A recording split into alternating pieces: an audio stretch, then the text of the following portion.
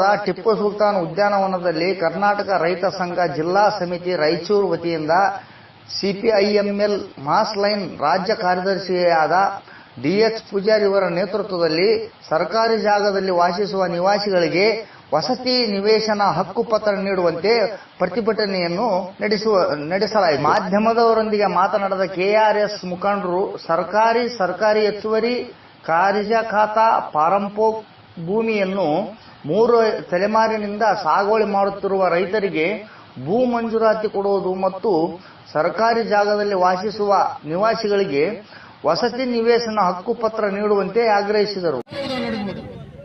ಸಾಗುವಳಿದಾರರನ್ನು ಕೆಳಗಿದರೆ ತಾಲೂಕಿನಲ್ಲಿ ಭೂ ಮಂಜೂರಾತಿ ಸಮಿತಿ ಮಾಡಲೇಬೇಕು.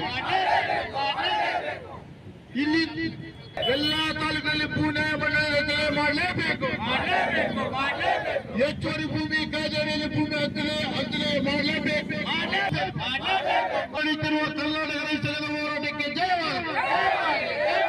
ಇದು ನಡೆಯುತ್ತಿರುವ ಕರ್ನಾಟಕ ರೈತ ಸಂಘದ ಹೋರಾಟಕ್ಕೆ ಜಯವಾಗಲಿ.